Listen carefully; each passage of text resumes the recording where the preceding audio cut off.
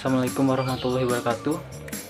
Perkenalkan, nama saya Adam Aji dari kelompok 3, ingin membahas mengenai istilah hukum perorangan, pengertian hukum perorangan, pengertian subjek hukum, dan manusia sebagai subjek hukum. Pertama, mengenai istilah hukum perorangan. Oleh para pakar sarjana hukum perorangan atau personal rights diartikan dalam berbagai istilah, antara lain yang pertama, menurut Profesor Dr. L.J. Van Apeldoorn, memakai istilah hukum Purusua untuk istilah personal rights. Dan yang kedua, menurut Profesor Sudiman Karto Hadiprojo, SH, memakai istilah hukum pribadi untuk istilah personal rights. Yang ketiga, menurut Profesor Subekti SH, memakai istilah hukum tentang diri seseorang untuk istilah personal rights. Selanjutnya mengenai pengertian hukum perorangan. Pengertian hukum perorangan menurut para ahli, yang pertama, menurut Profesor Subekti SH, hukum tentang diri seseorang ialah peraturan-peraturan tentang manusia sebagai subjek dalam hukum.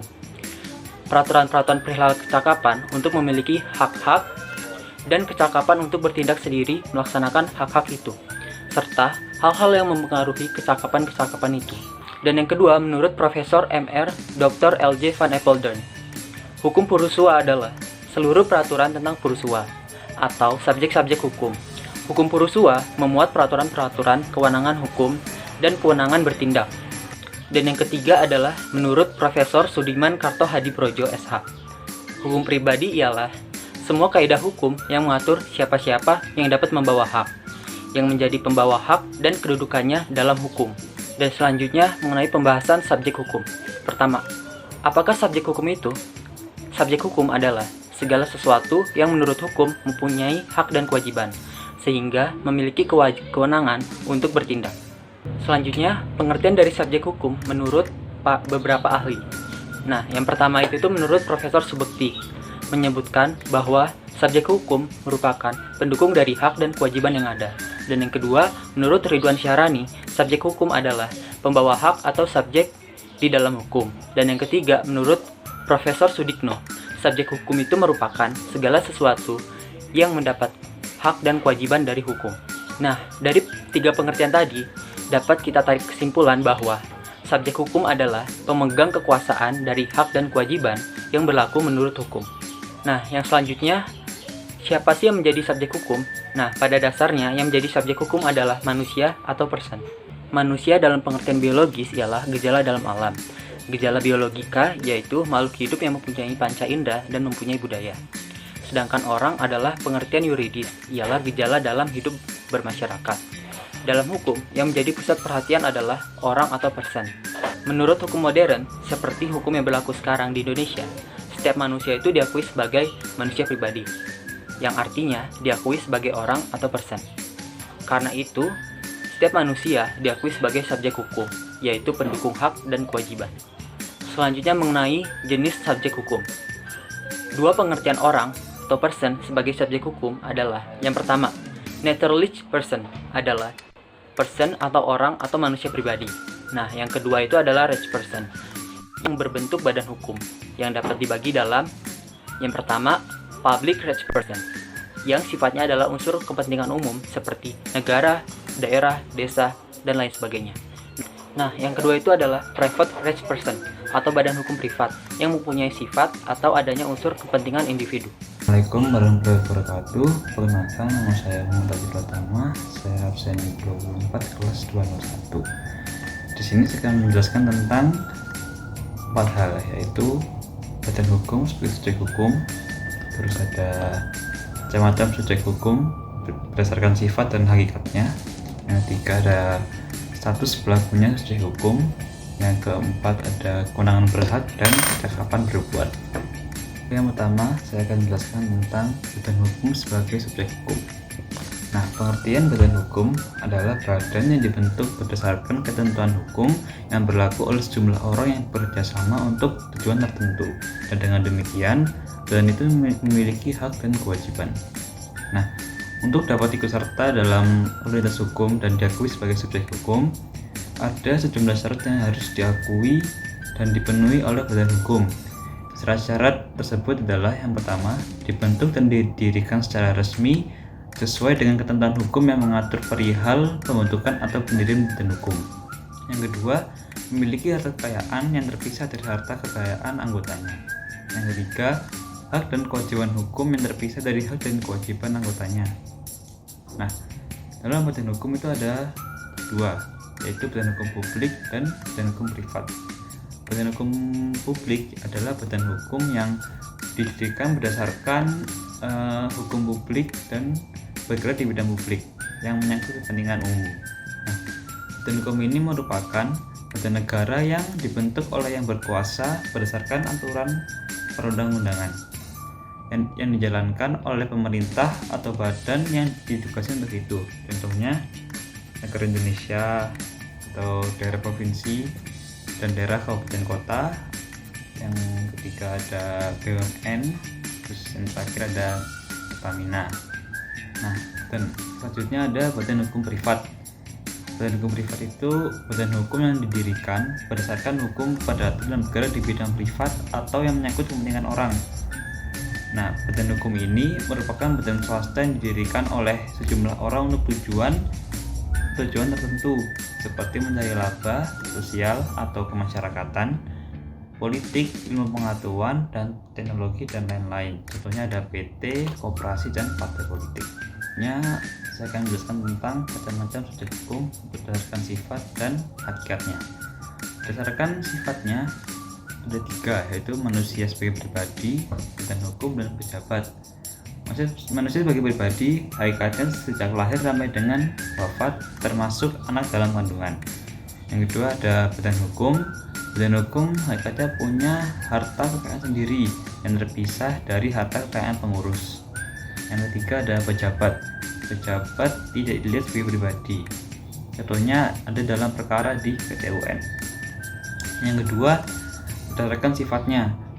Nah, sifatnya juga ada tiga, yaitu subjek hukum mandiri, subjek hukum terlindungi, dan subjek hukum perantara. Subjek hukum mandiri ini yang cakap hukum, yaitu cakap melaksanakan hak dan kewajiban secara penuh. Yang kedua ada subjek hukum terlindungi, yaitu yang tidak cakap hukum, yaitu seorang yang tidak mampu melaksanakan hak dan kewajiban secara penuh. Yang ketiga ada subjek hukum perantara, yaitu mewakili subjek hukum mandiri, contohnya ada advokat atau pengacara. Nah, selanjutnya ada status berlakunya subjek hukum. Kalau pada manusia, pada prinsipnya itu dari lahir hingga orang tersebut meninggal. Kalau badan hukum, dari badan hukum tersebut dibentuk sampai hingga bubar. Nah, ada pengecualian di pasal 2 KUH Perdata, yaitu anak dalam kandungan yang umurnya lebih dari 2 minggu dianggap telah lahir meskipun dia belum lahir. Nah, kasus ini bisa digunakan untuk kepentingan warisan. Selanjutnya, saya akan menjelaskan tentang kewenangan berhak. Telah dicatatkan bahwa berakhirnya seorang sebagai pendukung hak dan kewajiban dalam hukum perdata apabila ia meninggal dunia.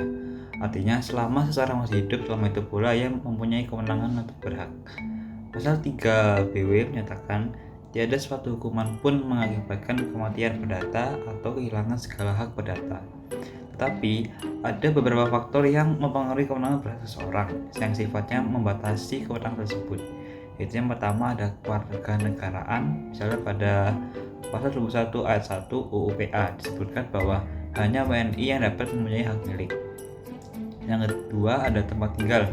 Misalnya dalam pasal 3 Peraturan Pemerintah nomor 24 tahun 1960 dan pasal 1 PP nomor 41 tahun 1964 tambahan pasal 3A sampai dengan 3E junto pasal 10 ayat 2 UU PA disebutkan larangan kepemilikan tanah pertanian oleh orang yang bertempat tinggal di luar kecamatan tempat letak tanahnya. Yang ketiga, kedudukan atau jabatan. Misalnya hakim dan pejabat hukum lainnya tidak boleh memperoleh barang-barang yang masih dalam perkara. Yang keempat, tingkah laku atau perbuatan, misalnya pasal 49 dan 53 Undang-Undang Nomor 1 Tahun 1974 disebutkan bahwa kekuasaan orang tua dan wali dapat dicabut dari proses pengadilan dalam hal dia sangat melalaikan kewajiban sebagai orang tua atau wali atau berkelakuan buruk sekali. Yang terakhir ada kecakapan berbuat. Kecakapan berbuat adalah wewenang seorang atau pribadi untuk melakukan perbuatan hukum itu sendiri. Nah, ada beberapa golongan orang yang oleh hukum dinyatakan tidak cakap untuk bertindak sendiri dalam perbuatan-perbuatan hukum. Dalam melakukan perbuatan hukum, mereka harus diwakili atau dibantu orang lain. Kriteria orang tidak cukup ada 4. Yang pertama, orang masih di bawah umur, yaitu di bawah umur 18 tahun dan belum menikah menurut Undang-Undang Perkawinan Nomor 1 Tahun 1974. Yang kedua, orang di bawah pengampuan atau kurandus. Yang ketiga, ada orang yang dilarang undang-undang untuk mempergunakan hukum tertentu. Yang terakhir, kedudukan wanita dalam hukum. Orang perempuan yang dinyatakan tidak cacat dalam perbuatan hukum dalam hal yang pertama, membuat perjanjian memerlukan bantuan atau izin dari suami, pasal 108 BW. Nah, untuk sekarang pasal 108 BW telah dicabut dengan SEMA 3 tahun 1963 tanggal 4 bulan 8 1963 dan ditegaskan lagi dalam pasal 31 Undang-Undang Nomor 1 Tahun 1974 dan pasal 36 ayat 2 Undang-Undang Nomor 1 Tahun 1974 yang mengatur mengenai kedudukan yang sama dalam pengelolaan harta bendanya. Baiklah, jadi di sini kita akan membahas mengenai akibat hukum ketidakwenangan berhak dan ketidakcakapan berbuat. Akibat hukum ketidakwenangan berhak dan ketidakcakapan berbuat adalah kondisi di mana subjek hukum belum dewasa, berada di bawah pengampunan dan perempuan serta orang-orang yang dinyatakan oleh undang-undang sebagai tidak cakap hukum. Nah, mengenai kedewasaan, Undang-Undang Nomor 1 Tahun 1974 tentang perkawinan atau Undang-Undang Perkawinan disebutkan bahwa anak dalam melakukan perbuatan hukum baik di dalam maupun di luar pengadilan dilakukan oleh orang tuanya. Untuk orang di bawah pengampunan, jadi berdasarkan pasal 433 KUH Perdata, orang-orang di bawah pengampunan adalah orang-orang dalam keadaan dungu, gila, atau mata gelap yang tidak cakap dalam menggunakan pikirannya. Kemudian, ketentuan mengenai perempuan dan orang-orang yang dinyatakan oleh undang-undang sebagai tidak cakap hukum sudah tidak berlaku lagi.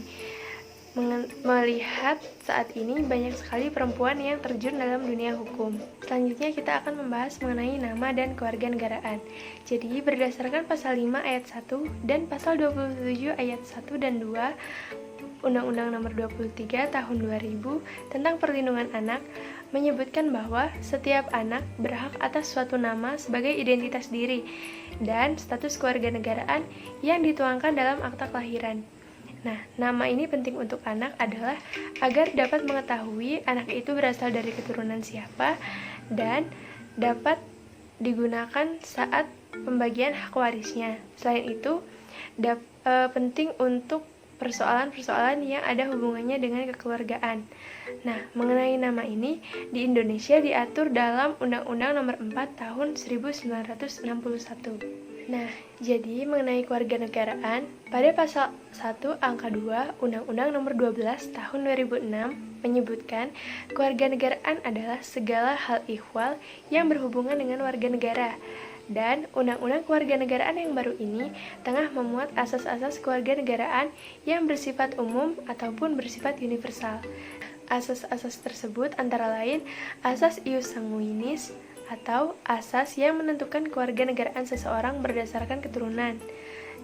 Kemudian ada asas ius soli, yaitu asas yang menentukan kewarganegaraan seseorang berdasarkan tempat kelahiran, bukan berdasarkan keturunan. Nah, selanjutnya ada asas kewarganegaraan tunggal, yaitu asas yang menentukan satu kewarganegaraan bagi setiap orang. Nah, selain itu, adapun asas kewarganegaraan ganda, yaitu asas yang menentukan kewarganegaraan bagi anak-anak sesuai dengan ketentuan yang berlaku dalam undang-undang ini. Undang-undang kewarganegaraan pada dasarnya tidak mengenal sistem kewarganegaraan ganda. Namun, di sini kewarganegaraan ganda yang diberikan kepada anak-anak merupakan suatu pengecualian, seperti anak yang lahir dari wanita WNI dan pria WNA, atau sebaliknya, maka anak tersebut akan memiliki kewarganegaraan ganda. Ketika anak berusia 18 tahun, maka anak tersebut harus menentukan pilihan kewarganegaraannya, dan pilihan tersebut harus dinyatakan paling lambat 3 tahun setelah anak berusia 18 tahun. Nah, seperti halnya nama, kewarganegaraan seseorang juga sangat penting. Kewarganegaraan seseorang merupakan suatu faktor yang mempengaruhi kewenangan berhak seseorang. Baiklah, jadi sekarang kita membahas mengenai domisili. Jadi, unsur dari kata domisili yakni tempat, baik tempat sementara ataupun tetap. Menurut Undang-Undang Hukum Perdata, tempat kediaman itu seringkali ialah rumahnya, kadang-kadang juga kotanya. Karena ditemukan kesulitan dalam menetapkan kediaman seseorang, maka dibedakan antara tempat kediaman hukum dan tempat kediaman sesungguhnya. Tempat kediaman hukum sendiri ialah tempat di mana seseorang selalu dianggap hadir dengan hal melakukan hak-haknya serta kewajibannya meskipun sesungguhnya ia tinggal di tempat lain.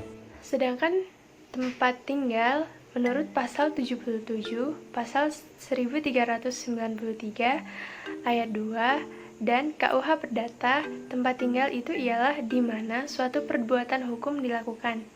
Nah, domisili ini terbagi atas beberapa macam. Nah, macam-macam domisili antara lain tempat tinggal yuridis, yaitu tempat tinggal yang terjadi karena peristiwa hukum seperti kelahiran, perpindahan, atau mutasi. Nah, tempat tinggal yuridis dibuktikan dengan KTP atau SIM atau akta pendirian untuk suatu pembentukan badan hukum. Selanjutnya, tempat tinggal nyata. Tempat tinggal nyata terjadi karena peristiwa hukum di mana keberadaan yang sesungguhnya dibuktikan dengan kehadiran yang terus-menerus di tempat itu. Yang ketiga yaitu tempat tinggal pilihan. Tempat tinggal pilihan itu terjadi karena adanya perjanjian, karena dipilih oleh pihak-pihak yang membuat perjanjian itu. Selanjutnya adalah tempat tinggal ikut orang lain. Nah, tempat tinggal ikut orang lain ini ditentukan oleh suatu peristiwa hukum yang timbul akibat undang-undang yang menghendaki demikian, seperti tempat tinggal istri atau anak yang mengikuti tempat tinggal suaminya atau orang tuanya. Terkait tempat tinggal yang seperti ini diatur dalam Undang-Undang Nomor 1 Tahun 1974 Pasal 32 dan Pasal 47. Mengapa domisili itu penting? Domisili penting untuk hal perkawinan, untuk urusan hukum, dan untuk urusan pengadilan. Untuk urusan perkawinan, karena dalam aturan perkawinan bahwa perkawinan harus dilakukan di salah satu tempat pihak mempelai. Kemudian untuk urusan hukum, domisili penting untuk menemukan tempat subjek hukum, baik manusia atau badan hukum, untuk dijemput oleh pihak berwenang karena suatu persoalan hukum. Selanjutnya, untuk urusan pengadilan itu, adanya peraturan yang menyebutkan bahwa penentuan pengadilan yang akan mengadili seseorang dalam kasus perdata tergantung wilayah hukum penggugat yang berdomisili. Sekarang mengenai hubungan domisili dan kewajiban hukum. Jadi, tempat tinggal menentukan hak dan kewajiban orang yang bersangkutan menurut hukum. Hak dan kewajiban tersebut dapat timbul dalam bidang hukum publik dan hukum perdata. Status hukum seseorang juga menentukan tempat tinggalnya, sehingga akan menentukan pula hak dan kewajibannya menurut hukum. Status hukum seseorang dapat dibuktikan dengan menunjukkan kartu tanda penduduk atau KTP yang sah sebagai penduduk di desa atau di kelurahan tempat orang tersebut tinggal. Kemudian, pembahasan kita adalah mengenai pendewasaan dan pengampunan. Jadi, pendewasaan adalah suatu daya upaya hukum untuk menetapkan seseorang yang belum dewasa atau minderjaric menjadi sama dengan orang yang telah dewasa atau minderjaric. Nah, baik untuk tindakan tertentu maupun untuk semua tindakan, sehingga ia memiliki kedudukan yang sama dengan orang yang telah dewasa. Pendewasaan sendiri dibagi menjadi dua macam, yaitu pendewasaan sempurna dan pendewasaan terbatas. Pendewasaan sempurna ialah pendewasaan yang meniadakan orang yang belum dewasa secara keseluruhan. Nah, melalui pendewasaan yang sempurna ini, maka ia diperkenankan untuk bertindak sendiri dalam lalu lintas hukum seolah-olah ia telah dewasa. Kemudian, pendewasaan terbatas ini merupakan pendewasaan yang diberikan hanya untuk hal-hal tahun. Selanjutnya yaitu pengampunan. Jadi, pengampunan sendiri dapat dianggap sebagai lawan dari pendewasaan. Karena adanya pengampunan, orang yang telah dewasa namun dengan keadaan mental dan fisik tertentu yang dianggap tidak tahu dan kurang sempurna dapat diberikan kedudukan yang sama dengan seorang anak yang belum dewasa. Menurut ketentuan pasal 433 Burgerlichwetboek atau Kitab Undang-Undang Hukum Perdata, ada 3 alasan yang dapat digunakan untuk pengampunan, yaitu keborosan, lemah akal budinya, dan kekurangan daya berpikir atau sakit ingatan. Jadi, orang yang ditaruh di bawah pengampunan disebut dengan curandus, sedangkan orang yang menjadi pengampu disebut curator. Pengampunan sendiri dapat berakhir karena alasan absolut dan alasan relatif. Alasan absolut yaitu ketika curandus meninggal dunia dan adanya putusan pengadilan yang menyatakan bahwa sebab dan alasan bahwa pengampunan telah dihapus. Selain itu, untuk alasan relatif yaitu ketika curator meninggal dunia, ketika curator dipecat atau dibebas tugaskan, dan suami yang diangkat sebagai curator yang dahulunya berstatus sebagai